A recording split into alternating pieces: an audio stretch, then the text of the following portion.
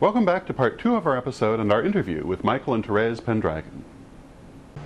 Can you tell me a little bit, okay, I know, at least Therese, I'm not sure, you're a member of the original 1978 group, the Black Doves of ISIS. Can you tell us a little bit about that? I mean, you've grown up with you've grown up with this here in Salem. And one thing people are always fascinated by that. They're, across the country, they're pretty much in love with Salem. And it must have took a lot to actually have the courage to be, part of that.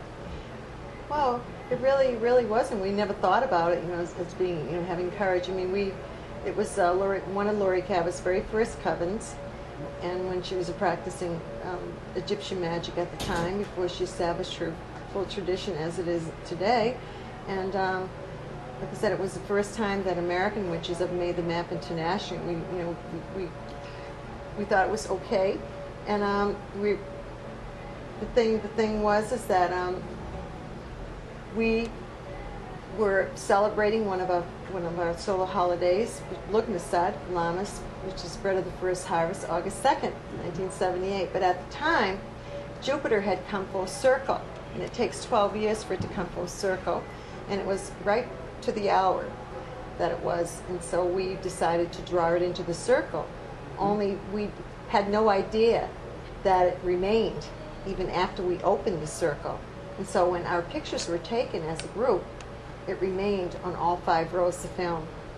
And I've understood that. I understand that it's been sent to labs. There's been people who've talked about it.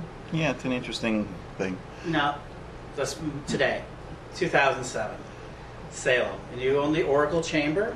Yes. And it's a great shop. It's readings and beautiful statuary. And I've noticed that you have the Sahu, as we call it, statuary, which I find impressive. What can you tell me a little bit? Now, being in Salem, you've been in Salem all your life, I guess? Yes, I was born and raised here. And I was born a little bit north of here, but have been here for almost 30 years. So this basic area.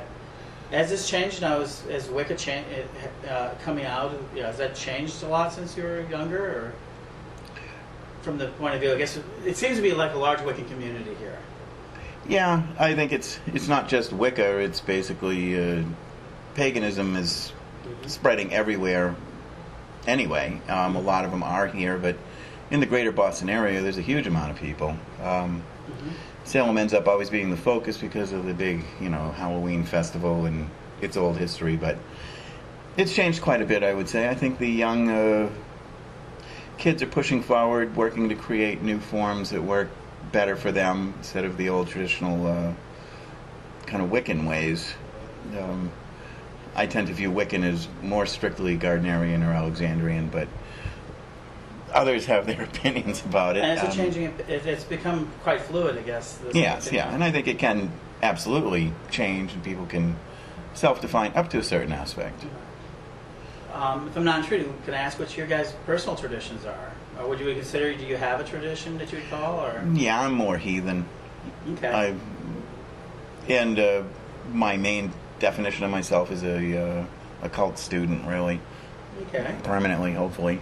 But heathenry fascinates me. Basically, the old northern Nordic Viking pantheons. Obviously, if you look around the store, I'm fascinated with Egyptian magic and Greco-Roman magic, of course.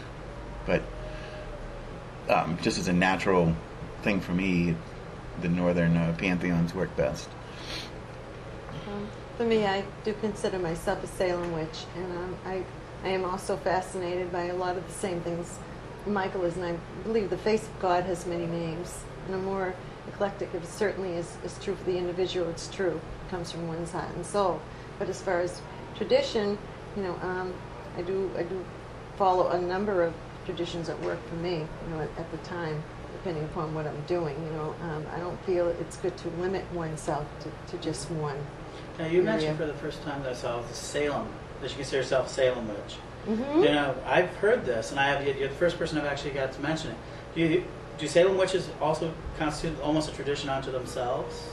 They think they do, but I would say a Salem witch is someone that's actually born in Salem. You wouldn't go to London and call yourself a London witch, or a British. You wouldn't go to the British Isles as an American and call yourself a British witch.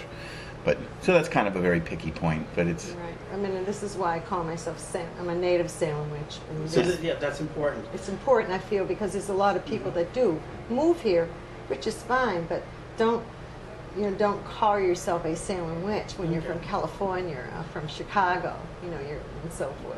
Because I've heard of the Salem, what they call the Salem tradition, Right. and that's Right. different than being a Salem witch. Right. I guess some of them may be from Salem. This is true. It's hard to keep track of everyone coming into town and all the things that they're doing. I will say It's gotten quite active. I've noticed that you can't go to all the events no. and that No. sort of thing.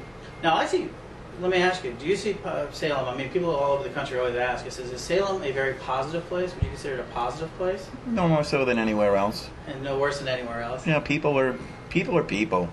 I think pagans love the idea that we're good, and I think most every religion likes that idea. But people are people, and occasionally even the best person will do some things that they may regret. So I think Salem's no different than anywhere else. Because of the possible media focus on us, it gets amplified if things are bad. It looks really bad. Yes, Salem is really. It's a lightning rod. Salem has gotten. It's just like everything is quite famous out of Salem. It seems like you guys are under like sort of a microscope at times, Right. Yeah. especially this time of year. And Salem isn't just famous for certainly, the witch trials and so forth, and which was unfortunate for those few. But it's also the fact that we certainly we had the first millionaire in America. We had the first commercial candy company in America. We had a lot of maritime inventions here, and there's a lot of history here. Certainly from Most of the Salem. telephone was invented in Yes, the Salem. telephone was invented in The Salem. first electric house. Yes, the Et first cetera, et electric cetera, house and it's- so on. And, and a lot of very famous people were here. So Salem's pretty cutting. It's always been kind of a cutting edge community. Exactly. And we had the best architecture from all over the world. And it was, we have a combination of Greek architecture and Roman architecture. And it's, That's the city's line. People Right. actually come to see the witches mostly. Good. And everybody seems to come through. I mean, we just saw Christopher Penzick, Yeah, Ramasi. yeah. And your friends, I've seen your names around. I'm very glad to have met you. And you guys have been around for a long time. I mean, that sort of thing. So Yeah, we everybody have seen it all. Is there anything that you would say to a young witch, somebody who's thinking about becoming a witch or a young witch, that they should know? They should know to be careful about people. The person saying them that they are a witch and saying that they're good doesn't make them good. Study very carefully. Possibly the best thing might be to form your own group of like-minded people that you know very well first, anyway, and then proceed onward. The good thing about witchcraft is quite a lot of it is actually out there. It's not hidden. Certain traditions certainly keep a lot of information that is, more for that tradition itself, but quite a lot of what you need to know is out there. So it's not as occult as some of the other actually mainstream Christian religions that won't tell you how it happens. But I think it's more be careful. Magic and paganism tend to draw a certain fringe element that you need to be a skeptic Because that's healthy. yes, Being a skeptic is healthy. Yes. absolutely. A lot of people would say the Paganism, opposite. no, pagans were the ones that invented the philosophy of skepticism and science. These are Greek pagans, and these are the dominant philosophies. It's important to note what skepticism really is and what it means. Skepticism literally means a mark to aim at. It says that if you observe something, you're not certain what you observed, and you need to observe it from more viewpoints to know it better. We'll never really know it. But it also doesn't deny things. People think that skeptics are mean to us and say, oh, UFOs aren't real, or magic isn't real, or whatever. Skepticism actually says that you can't prove whether it's real or not. You can't prove whether God exists. And simply because you can't say that he's not there, or that the goddess doesn't exist. Skepticism actually allows both to exist very clearly, because it can't be proved either way. That's a message that's not being very heard amongst the new pagan movement. Yes, it needs to be heard. Skepticism is a critical thinking process that allows us to determine whether magical things are actually going to become science down the road or nothing but superstition.